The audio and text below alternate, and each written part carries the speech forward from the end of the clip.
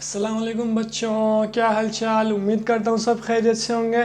तो आज हम पढ़ने जा रहे हैं चैप्टर नंबर 3, जो हमारा नया चैप्टर है, जिसमें हम पढ़ेंगे अलजेब्रिक एक्सप्रेशंस और फार्मूलाज। तो हमारा चैप्टर है algebraic expression and formulas, chapter number 3। तो हमारी एक्सरसाइज नंबर 3.1, जिसमें हमें कह रहे हैं कि आपको पॉलिनोमियल्स का बताना है कि हमारी जो इक्वेशन है वो पॉलिनोमियल है या नहीं है। तो आइए देखते हैं कि पॉलिनोमियल को किस तरह से सॉल्व करते हैं, लेकिन उससे पहले हमें ये देखना पड़ेगा कि पॉलिनोमियल होता क्या है। तो सबसे पहले हमारे पास ये कुछ क्वेश्चंस है, तो हम यहाँ पर साइड में लिख लेते हैं। अब हमारे पास जो पॉलिनोमियल है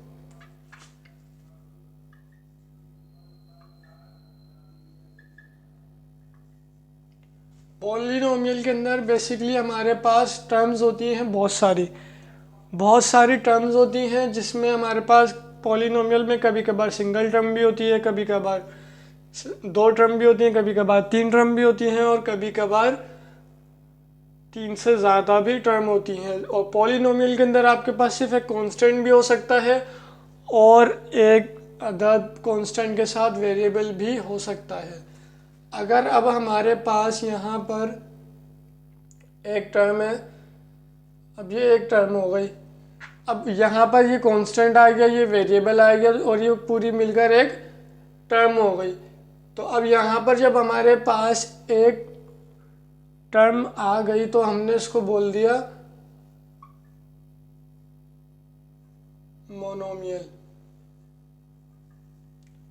इसी तरह से जब हमारे पास इसमें 2 टर्म आ गई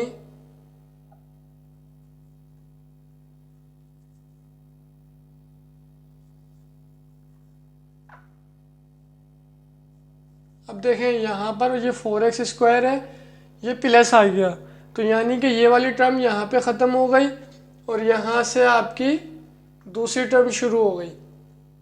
यहाँ पे फर्स्ट टर्म ख़त्म, यहाँ पे आपकी दूसरी टर्म शुरू हो गई, यानी कि प्लस के बाद ये 2 टर्म हो गई।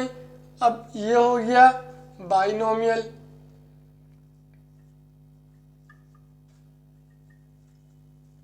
अब इसी तरह से यहाँ पर 3 टर्म आप ले लें,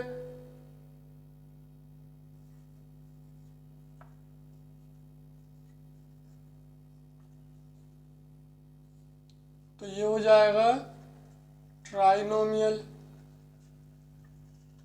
और इसी तरह से अगर हम इसमें मल्टी यानी कि बहुत सारी टर्म्स को एक साथ लिख दें तो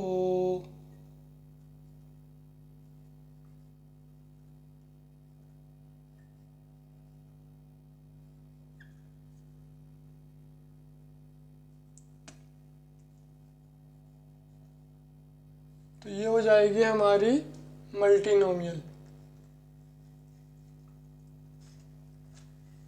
अब देखें हमारे पास मोनोमियल भी है, बाइनोमियल भी है, ट्राइनोमियल भी है और मल्टीनोमियल भी है। अब हमारे पास ये पॉलिनोमियल की कुछ टाइप्स हैं। इसमें हमारे पास कुछ टर्म्स गिवन है जिसमें हमें पता है कि ये पॉलिनोमियल है। अच्छा, अब देखें कि हमारे पास कुछ क्वेश्चंस हैं जिसमें ये कह रहे हैं कि आपको बताना है कि कौन सी इक्वेशन पॉलिनोमियल है और कौन सी इक्वेशन पॉलिनोमियल नहीं है। तो देखते हैं कि इसको निकालने का तरीका क्या है। तो इसको निकालने का जो तरीका है, सिंपल सा तरीका है, वो भी मैं आपको बता देता हूँ यहाँ पे लिख के।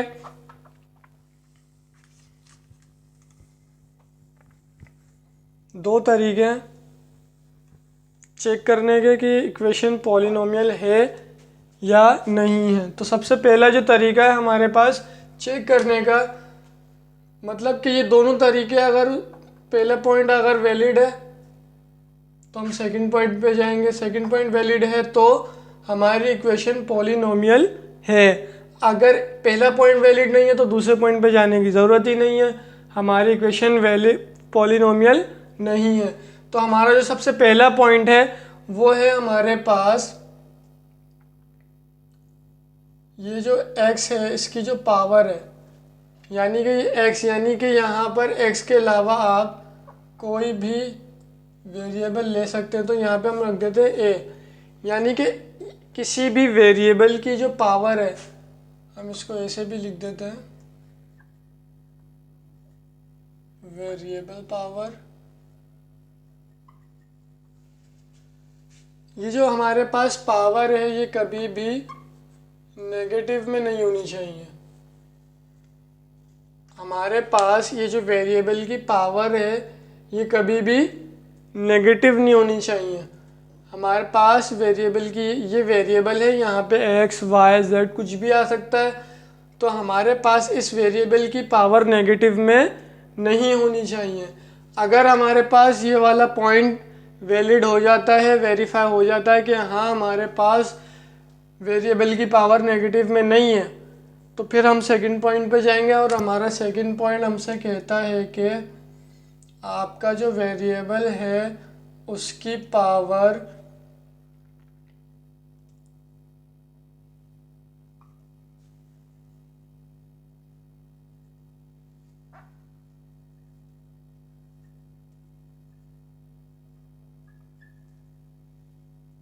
फ्रैक्शन में नहीं होनी चाहिए।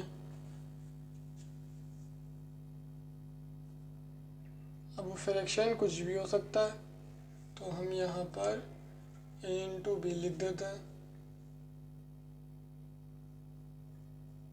फ्रैक्शन। अब यहाँ पर हमारे पास इसको हम लिख देते हैं नॉट, और इसको भी हम लिख देते हैं नॉट। अब देखें हमारे पास जो पावर है वो नेगेटिव नहीं होनी चाहिए और साथ ही साथ फ्रैक्शन में नहीं होनी चाहिए। तो अब जब हमारे पास ये दोनों पॉइंट्स वैलिड हो जाएंगे, वेरीफाई हो जाएंगे, तो हम बता सकेंगे कि हमारी इक्वेशन पॉलिनोमियल है या नहीं है। तो देखते हैं हमारे पास कुछ क्वेश्चंस गिवन है, उनके अंदर हमारी इक्वेशंस जो है वो कौन सी पॉलिनोमियल है और कौन सी नॉट पॉलिनोमियल है। तो अब हमारे पास पॉलिनोमियल के लिए आप ये नहीं है कि हमने देखा कि भाई यहाँ पर ये इक्वेशन लिखी हुई है, अब हमने इसको देखा, देख के बोल दिया कि भाई ये पॉलिनोमियल नहीं है, या देख के बोल दिया कि ये पॉलिनोमियल है। नहीं, हमारे पास जो इसकी सिंप्लीफाइड फॉर्म आएगी, यानी कि सबसे सादी, यानी कि हमारे पास सिंप्लीफाई करने के बाद जो वैल्यू आएगी वो वैल्यू पर ये इक्वेशन पॉलिनोमियल है या नहीं है। अब मिसाल के तौर पे हमारे पास ये वाली इक्वेशन है, तो इस इक्वेशन में हमारे पास कोई ऐसी टर्म अभी हमें नज़र नहीं आ रही जो हम इसको मज़ीद सिंप्लीफाई करें। तो हम क्या करेंगे, इसके अंदर हम अपने पॉइंट्स को देखेंगे। हमारे पास पॉइंट है कि पहला पॉइंट हमारे पास है वेरिएबल की पावर नेगेटिव नहीं होनी चाहिए, तो हमारे पास यहाँ पे y की पावर 2। अच्छा, अब यहाँ पर हमारे पास x की पावर 1 हो जाएगी, जब कुछ नहीं होता तो पावर 1 हो जाती है, तो यहाँ पे 1 है लेकिन क्या है, पॉजिटिव है। यहाँ पे भी पॉजिटिव, यहाँ पे भी पॉजिटिव, यहाँ पे भी पॉजिटिव, अब यहाँ पे भी पॉजिटिव। अब हमारे पास ये क्या हो गया, ये हो गया एक अदद पॉलिनोमियल। क्या हो गया, पॉलिनोमियल। अच्छा, अब हमारे पास दूसरी वाली है। अब ये कह रहा है कि हमारे पास पावर जो है वेरिएबल की वो नेगेटिव नहीं होनी चाहिए।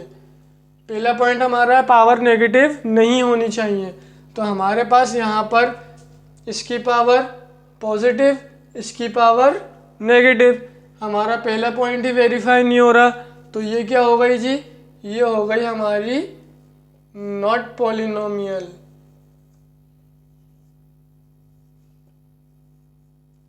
ये क्वेश्चंस जो हैं आपके एमसीक्यूज बेस पर आएंगे ज़्यादातर, और यहाँ पर जो मैंने आपको लिख के दिखाया था वो भी एमसीक्यूज में आ सकता है। अच्छा, अब देखें कि हमारे पास थर्ड क्वेश्चन हमारा जो है वो ये कह रहा है कि हमारे पास यहाँ पर पावर स्क्वायर में, यहाँ पावर 1, यहाँ पावर 1। अच्छा, अब देखें -10x + x, तो ये क्या हो जाएगा, ये हो जाएगा -9x, लेकिन पावर 1 ही रहेगी क्योंकि मल्टीप्लाई नहीं हो रहा, पावर से ऐड माइनस सब्ट्रैक्ट नहीं होंगी, तो हमारे पास ये हो जाएगा -9x, लेकिन पावर हमारी एडिशन में ही रहेगी। अच्छा, अब यहाँ पर हमारे पास ये इक्वेशन हो जाएगी कुछ इस तरीके से कि ये हो जाएगा 6x² माइनस 9x प्लस का 45 पावर हाफ। अब हमारे पास देखें, पहला पॉइंट है हमारे पास वेरिएबल की पावर नॉट नेगेटिव, नेगेटिव में नहीं होनी चाहिए। हमारे पास वेरिएबल की पावर नेगेटिव में नहीं है। यहाँ पर हमारे पास वेरिएबल की पावर नेगेटिव में नहीं है, लेकिन हमारे पास कांस्टेंट की पावर नेगेटिव में। अब क्या करें? क्या करना है? कुछ भी नहीं करना। हमने क्या बोला, हमारे जो पॉइंट है वो ये है कि वेरिएबल की पावर नेगेटिव में ना हो। अगर नहीं है तो फिर हम देखते हैं कि हमारी वेरिएबल की पावर फ्रैक्शन में ना हो। तो हमारे पास वेरिएबल को देखना है, कांस्टेंट से हमारा कोई ताल्लुक नहीं है कि कांस्टेंट पर हमारे पास पावर नेगेटिव में है, पावर फ्रैक्शन में है, नेगेटिव फ्रैक्शन में है। हमें नहीं देखना, हमें सिर्फ और सिर्फ वेरिएबल की पावर देखनी है। तो हमारे पास वेरिएबल की पावर यहाँ पर पॉजिटिव के अंदर मौजूद है। तो हमारे पास जब वेरिएबल की पावर पॉजिटिव में मौजूद है और कांस्टेंट है कि फ्रैक्शन में है, उससे हमें कोई सरोकार नहीं है, हमें कोई ताल्लुक नहीं है। तो हमारे पास जो इक्वेशन हो गई वो क्या हो गई जी? वो हो गई पॉलिनोमियल। सिंपल है, कोई मसला नहीं। अब हमारे पास अगला क्वेश्चन आ जाता है, उसमें ये कह रहा है कि भाई आपके पास जो क्वेश्चन है वो है कुछ इस तरीके से। जब हम इसको सिंप्लीफाई करेंगे, अब देखें हमारे पास इक्वेशन के अंदर वेरिएबल की पावर पॉजिटिव में तो है, 2 positive, 1 positive, half positive, positive में आ गई। पहला पॉइंट हमारा क्लियर हो गया। अब चलते हैं हमारे सेकंड पॉइंट की तरफ। सेकंड पॉइंट हमसे क्या कह रहा है कि हमारे वेरिएबल की पावर फ्रैक्शन में नहीं होनी चाहिए, लेकिन यहाँ पर हमारे पास वेरिएबल की पावर फ्रैक्शन में आ गई। अब ये फ्रैक्शन कैसे आया? हमारा रूट 1/2 के बराबर होता है, तो ये हमारे पास फ्रैक्शन में आ गई वैल्यू। तो हमारे पास जो इक्वेशन बन गई क्वेश्चन नंबर 4 की, वो बन गई नॉट पॉलिनोमियल। क्या बन गई? नॉट पॉलिनोमियल बन गई भाई ये तो अब हमारे पास बचा क्वेश्चन नंबर 5 और 6, तो देखते हैं इसको। अब देखें हमारे पास पार्ट 5 में ये कह रहा है कि 2/x + 2 है। अब देखें हमें क्या करना है, हमें वेरिएबल को या इक्वेशन को डिवीजन में नहीं ले रखना, हमें उसको सिंपल जो है वो लीनियर या क्वाड्रेटिक में रखना है, लेकिन डिवीजन में नहीं रखना। हमारे पास डिवीजन में वैल्यू नहीं होनी चाहिए। अब हमारे पास आप ये देखें कि जो ये 2 है और x है ये डिवीजन में। अब हम क्या करें, हम इसको ऊपर ले जाएंगे। जब हम इसको ऊपर ले गए तो ये बन गया कुछ इस तरीके से।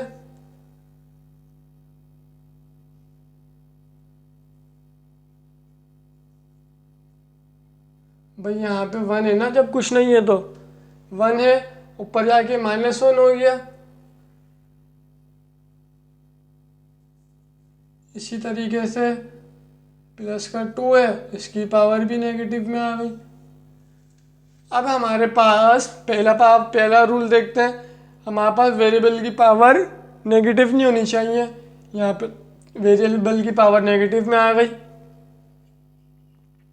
हमने यहाँ देखा यहाँ पॉजिटिव में थी, लेकिन हमें ये सब चीज़ें ऊपर चाहिए थी। जब हमने इसको ऊपर कन्वर्ट करा तो हमारे पास पावर नेगेटिव में आ गई, तो ये हो गया हमारा नॉट पॉलिनोमियल। अरे भाई कोई मुश्किल नहीं है, बिल्कुल आसान सवाल है, बच्चों के सवाल है, आप लोगों को करवा रहे हैं, क्या करें, करवाना पड़ेगा। अब हमारे पास जो अगला क्वेश्चन है उसमें ये कह रहा है कि आपके पास 2/x + x³ - 2 है। अब हमारे पास यहाँ पर x की पावर 3 में है।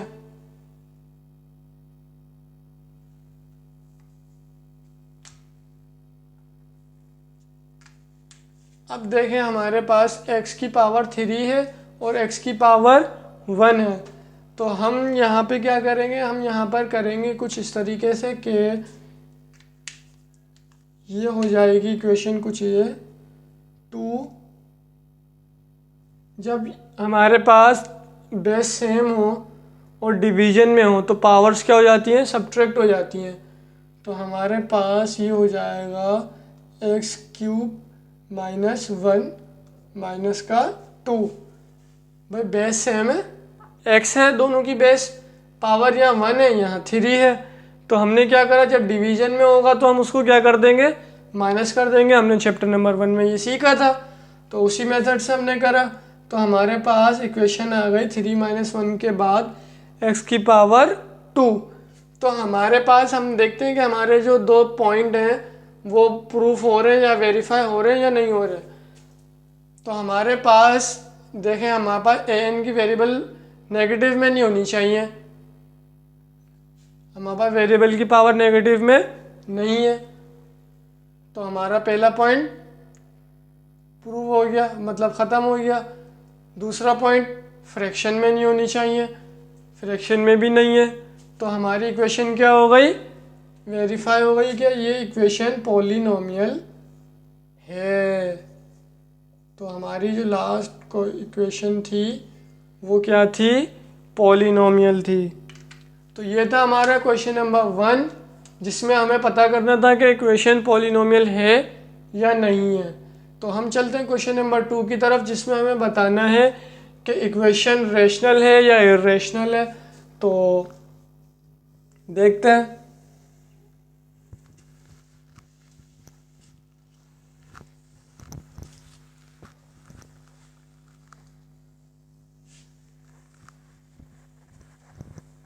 हमारी इक्वेशन रेशनल है या नहीं है।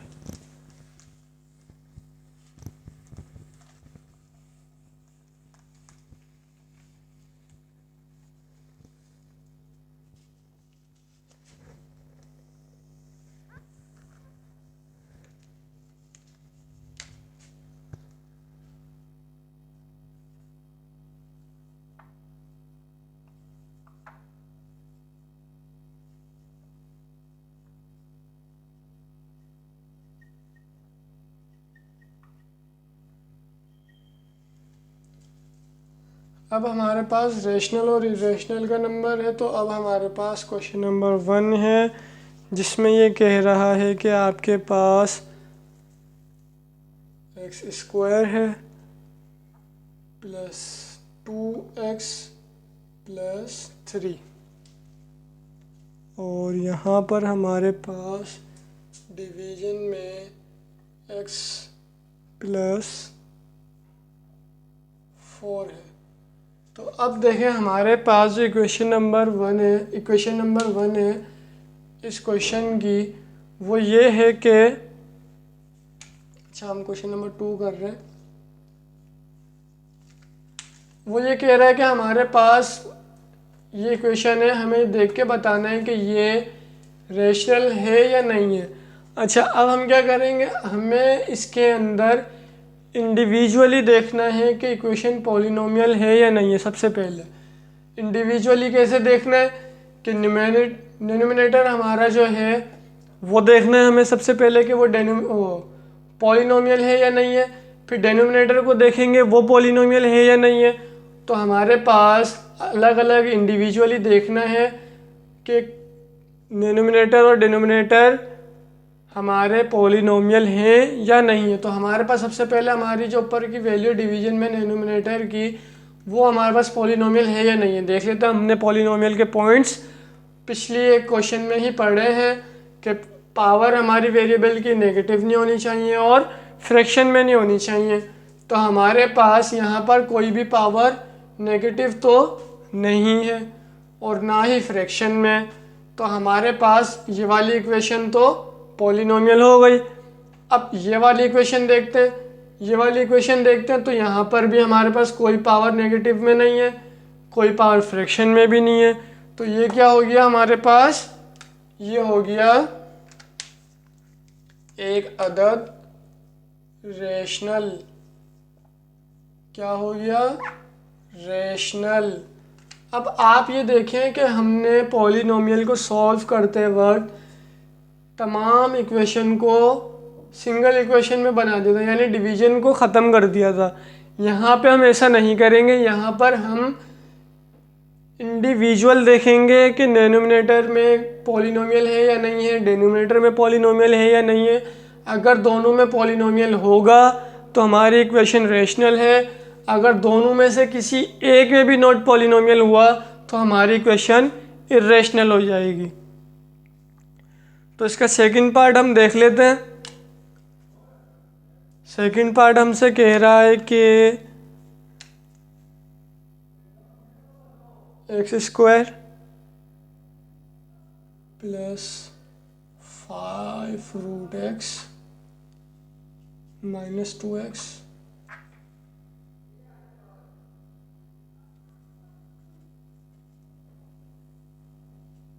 डिवाइडेड बाय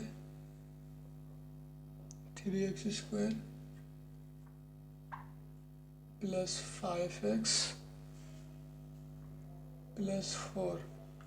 अब देखें हमारे पास इसके अंदर सबसे पहले हम डिनोमिनेटर देख लेते हैं। यहाँ पे पावर पॉजिटिव में, पॉजिटिव सब पावर पॉजिटिव में आ गई, पॉइंट वैलिड हो गया, नेगेटिव नहीं है हमारा।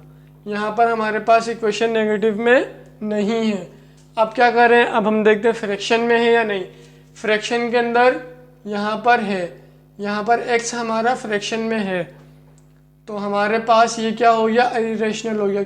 अब देखें यहाँ पर तो हमारे पास ये पॉलिनोमियल है नीचे वाली इक्वेशन, लेकिन हमारी ऊपर वाली इक्वेशन क्या है, नॉट पॉलिनोमियल है। तो इस वजह से हमारी ये इक्वेशन क्या हो गई, इरेशनल हो गई। क्या हो गई, इरेशनल हो गई, इरेशनल। अब हमारे पास एक और क्वेश्चन इसका हम देख लेते हैं, उसके बाद फिर हम चलेंगे क्वेश्चन नंबर 3 की तरफ।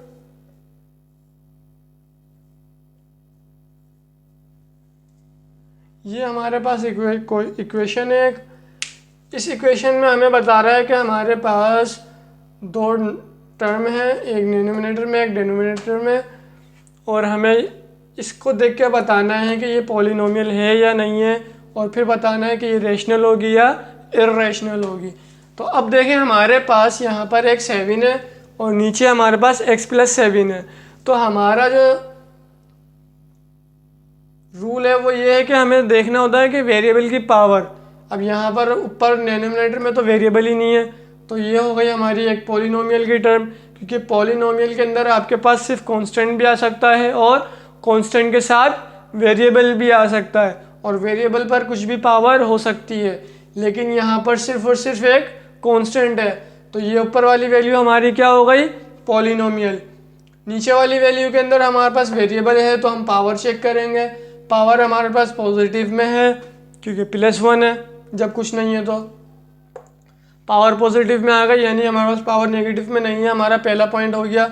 दूसरा पॉइंट हमारे पास था कि पावर फ्रैक्शन में नहीं होनी चाहिए, पावर फ्रैक्शन में भी नहीं है क्योंकि 1 है। तो हमारे पास डिनोमिनेटर की वैल्यू भी, इक्वेशन भी पॉलिनोमियल है।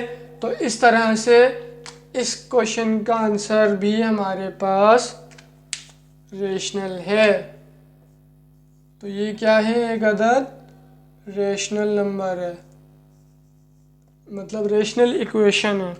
तो ये था हमारा क्वेश्चन नंबर 2, जिसमें हमें बताना था कि कौन सी इक्वेशन रेशनल है और कौन सी इक्वेशन इर्रेशनल है पॉलिनोमियल की मदद से। तो अब हमारे पास है क्वेश्चन नंबर 3, जिसमें हमें इक्वेशन को रिड्यूस करना है। तो चलते हैं क्वेश्चन नंबर 3 की तरफ। अच्छा, हमारा जो चैप्टर नंबर 3 है वो ज़्यादा लेंदी नहीं है, तो मैं कोशिश करूँगा कि इंशाल्लाह इसको जल्द से जल्द ख़त्म करूँ ताकि आप लोगों का सिलेबस कंप्लीट हो सके। तो हमारे पास क्वेश्चन नंबर 3 है वो ये कह रहा है कि reduce the following equations.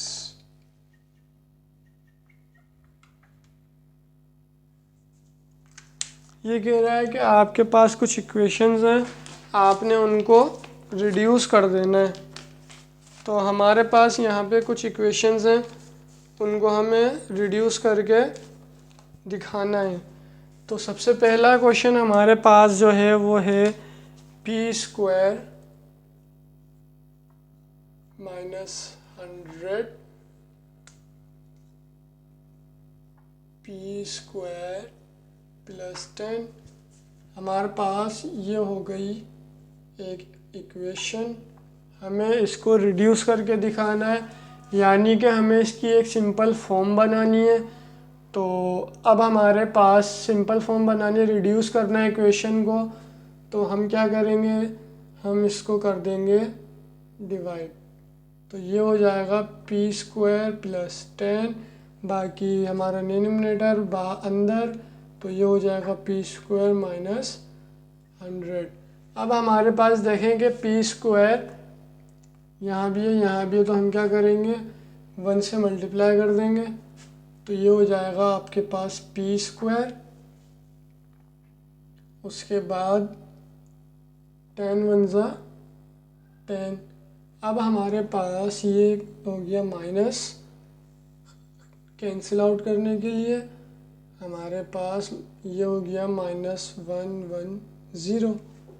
Minus minus plus होता है, तो हमारे पास ये हो गया माइनस 1 1 0।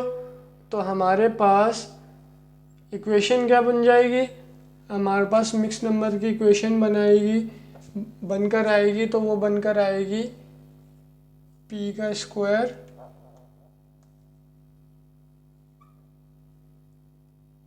प्लस का 10 डिवाइडेंड हमारा, उसके बाद हमारा ऊपर आ गया रिमाइंडर, और जिससे हमने डिवाइड करा वो आ गया इधर। तो हमारे पास इक्वेशन आ गई ये आ गई हमारी एक अदद reduce equation. Question number 3 part 1।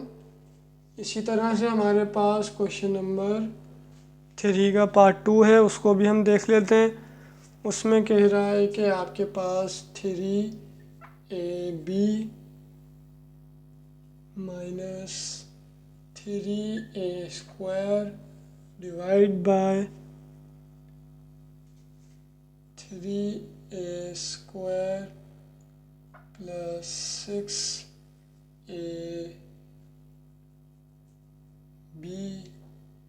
Plus 3ab square. अब हमारे पास क्वेश्चन नंबर 3 का पार्ट 2 मौजूद है, जिसको हमें सॉल्व करके दिखाना है। तो हमारे पास ये है कुछ इस तरीके से। तो अब हम क्या करेंगे, हम करेंगे ये कि हम यहाँ पर लेंगे कॉमन। यहाँ पर क्या लेंगे, हम कॉमन लेंगे। जब हम कॉमन लेना है भाई, कुछ और नहीं लेना, कॉमन नहीं ले लेना, कॉमन लेना है। तो कॉमन लेने के लिए हमारे पास, अब देखें हमारे पास कॉमन लेने के लिए जो 2 टर्म है ऊपर की, यानी कि जितनी टर्म में से आप कॉमन ले रहे हैं उनमें आपके पास वो वे नंबर मौजूद होना चाहिए दोनों इक्वेशन के अंदर। तो हमारे पास इस दोनों इक्वेशन में आप देखें कि 3 दोनों में है, a दोनों में है, b यहाँ है यहाँ नहीं है। तो हम क्या करेंगे, हम ले लेंगे 3 और a को कॉमन। तो हमारे पास जब हमने 3 और a को कॉमन लिया तो यहाँ से ये बाहर आ गया, तो बच गया b। देखो जब हम इसको इससे मल्टीप्लाई करेंगे तो ये इसी तरह से बन जाएगा। तो हमारे पास अब देखो यहाँ पर 3 है, ये 3 आ गया, ए है ये ए आ गया। अब जो स्क्वायर था तो वो 1 हो जाएगा, यानी कि सिर्फ एक बार। अब इसी तरह से नीचे भी हमारे पास क्या आएगा, कॉमन आएगा। तो हमारा जो कॉमन आएगा, अब देखो हमारे पास जो कॉमन है, तीनों में से कॉमन लेना है हमें। तो तीनों में से जब हम कॉमन लेंगे तो हमारे पास यहाँ पर ए है, यहाँ पर ए है, यहाँ पर ए है, यहाँ 3 है, यहाँ 6 है, तो 6 में 3 भी आता है, 3 2 6, तो यहाँ पर भी है 3, यहाँ पर भी है, यहाँ बी नहीं है, यहाँ भी है, यहाँ भी है। तो हमारे पास नीचे वाली वैल्यू के अंदर भी बी नहीं है, तो हम क्या करेंगे, 3a को कॉमन ले लेंगे। जब हमने 3a को कॉमन लिया तो हमारे पास यहाँ बचा a, यहाँ बचा प्लस 2b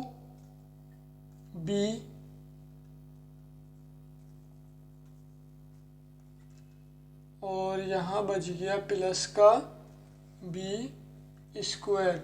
ऐसा क्यों बचा, क्योंकि हमने यहाँ पे 3a जब कॉमन लिया तो ये 3a बाहर आ गया, सिर्फ एक a बच गया, यानी कि स्क्वायर से एक a कैंसिल हो गया। जब हम इसको मल्टीप्लाई करेंगे तो ये वापस ऐसे आ जाएगा, तो हमारे पास a बच गया। अब यहाँ देखो कि यहाँ पर 2b कैसे बचा, 3a बाहर आ गया, a से a आ गया और 3 2 6, तो हमारी इक्वेशन वापस ऐसे, तो 2b बच गया। इसी तरह से यहाँ पर है 3a पूरा बाहर है, तो हमारे पास ये कॉमन हमने लिया, कॉमन का मतलब बाहर आ गया ब्रैकेट से, तो हमारे पास क्या बचा, b स्क्वायर बच गया। अब देखो कि हमारे पास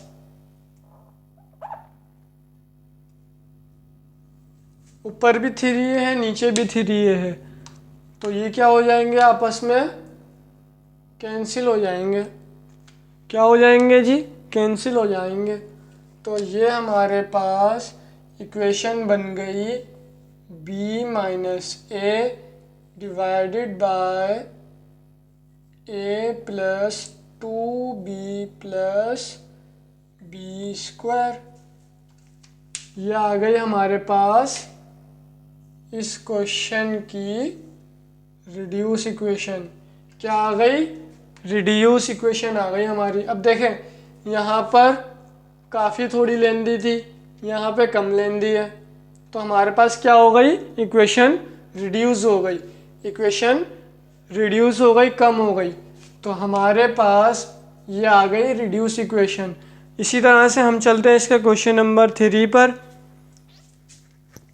यानी कि क्वेश्चन नंबर 3 के पार्ट 3 पर। तो हमारा जो पार्ट 3 है वो कुछ इस तरीके से है कि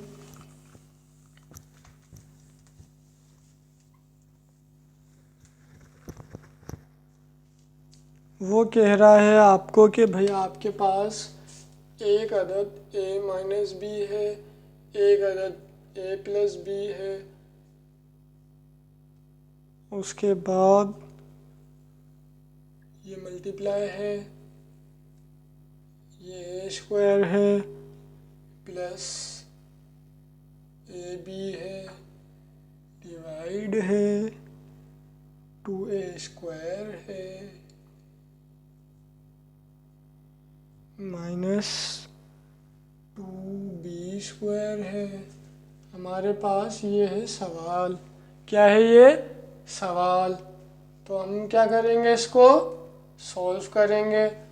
सॉल्व किसको करेंगे, सवाल को करेंगे। तो सवाल को सॉल्व करने से पहले हम क्या करेंगे, हम सबसे पहले, अच्छा अब देखें हमारे पास यहाँ पर एक a माइनस बी है, एक a प्लस बी है, यहाँ भी है a plus a square plus a plus b plus a b, और यहाँ है 2a square minus 2b square. अब देखो कि हमारे पास कहाँ से कौन सी टर्म कैंसिल हो सकती है। हमारे पास यहाँ से ये वाली टर्म कैंसिल हो सकती है। कैसे, अगर हम यहाँ से a को कॉमन ले लें तो कैसे, ज़रा देखते हैं। ए माइनस बी ए प्लस बी, जहाँ जहाँ ए माइनस बी वहाँ वहाँ ए प्लस बी। ऐसा कुछ नहीं है, लाजमी नहीं है। ये हमारे पास ए कॉमन का ये कॉमन का ए आ गया, तो यहाँ बचा ए और यहाँ पे बच गया बी, और यहाँ पे हमने 2 कॉमन ले लिया, तो ये हो गया ए स्क्वायर माइनस बी स्क्वायर।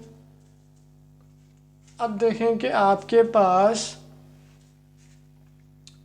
ए कॉमन आने के बाद आपके पास बचा ए प्लस बी, और यहाँ को 2 कॉमन आने के बाद आपके पास बचा ए स्क्वायर माइनस बी स्क्वायर। अब ये देखो आपके पास कि ये ए प्लस बी और ये ए प्लस बी, अब देखिए ये मल्टीप्लाई है तो ये वाली टर्म इससे मल्टीप्लाई होगी ना, तो ये दोनों तो डिवाइड में, तो ये इसके डिवाइड में है, ये इसके डिवाइड में है, तो क्या होगा, ये इससे कैंसिल हो गया। इसी तरह से हमारे पास अब हमारे पास क्या बच गया, हमारे पास बचा ए माइनस बी ए, और यहाँ से बचा 2a स्क्वायर प्लस ओ माइनस बी स्क्वायर। तो अब हमारे पास a square minus b square का एक अदद फॉर्मूला हमने लिखा था, उसमें वो कहता था कि भाई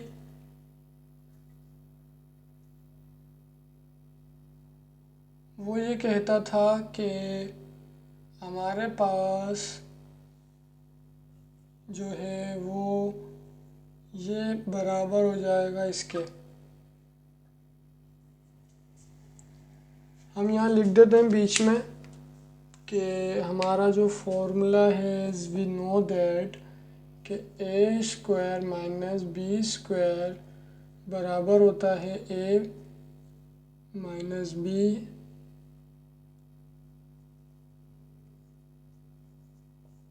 और ए प्लस बी के।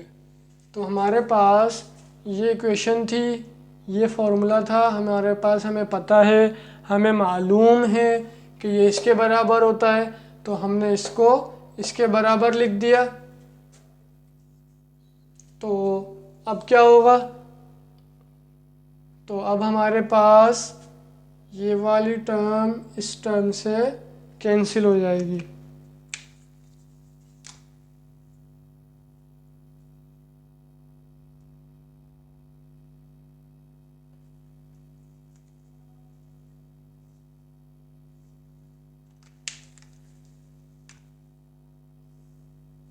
ये टर्म इस टर्म से हो गई कैंसिल, तो हमारे पास जो रिड्यूस इक्वेशन बच गई वो बच गई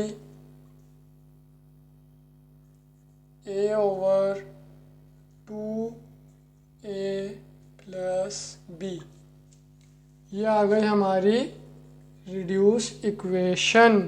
क्या आ गई, रिड्यूस इक्वेशन। अच्छा, अब इसके कुछ पार्ट्स और भी हैं, वो आप खुद से करेंगे, उसमें भी इसी तरीके से मेथड अप्लाई होगा। आपको फॉर्मूला खोलना है या कहीं पर आपको कॉमन लेना है, कॉमन लेकर आपको इसी तरह से जो है वो कैंसिल आउट्स करना है टर्म्स को, और आपके पास आपकी रिड्यूस इक्वेशन आ जाएगी। तो बाकी कोई क्वेश्चंस आप खुद से प्रैक्टिस करें, खुद से प्रैक्टिस करेंगे तो आपका फ़ायदा है, आपकी मैथ्स अच्छी होगी, आपको फॉर्मूले अच्छे से याद होंगे, आपकी पेपर की तैयारी अच्छे से हो जाएगी, आपको बाद में कोई परेशानी नहीं होगी। तो जितना हो सके आप इसकी प्रैक्टिस करें। ये हमारा नया चैप्टर है, साथ साथ इसको लेकर चलें, साथ साथ इसकी प्रैक्टिस करें ताकि आपको परेशानी ना हो। अगर परेशानी हो, कोई मसला हो, कोई सवाल सॉल्व करने में कोई डाउट आ रहा हो तो आप कमेंट सेक्शन में पूछ सकते हैं। व्हाट्सएप नंबर मौजूद है, वहाँ पूछ सकते हैं हमसे, वहाँ रब्ता कर सकते हैं। किसी भी डाउट पर आप हमसे कुछ भी, किसी भी डाउट पर, किसी भी क्वेश्चन पर कुछ भी मसला हो, आप हमसे रब्ता कर सकते हैं, चाहे वो कमेंट सेक्शन से करें या व्हाट्सएप से करें। तो ये थी हमारी एक्सरसाइज 3.1 चैप्टर नंबर 3 की, जिसको आज हमने स्टार्ट करा। कल हम पढ़ेंगे इंशाल्लाह क्वेश्चन नंबर 4 और 5 भी इंशाल्लाह उसी के साथ ले लेंगे। तो ये थी हमारी आज की वीडियो। उम्मीद करता हूँ आपको पसंद आई होगी। तो अगर आप हमारे चैनल पर नए हैं तो हमारे चैनल को सब्सक्राइब करें और अपने दोस्तों को भी बताएं। अगर आपको समझ आता है तो उन्हें भी बताएं कि हम यहाँ से मैथ्स पढ़ते हैं, आप भी पढ़ें, आपको भी आसानी होगी। तो मिलते हैं आपसे अगली वीडियो में एक्सरसाइज 3.1 के क्वेश्चन नंबर 4 और 5 के साथ इंशाल्लाह। तो जब तक के लिए अपना ख्याल रखें। अल्लाह हाफिज़। अल्लाह निगहबान।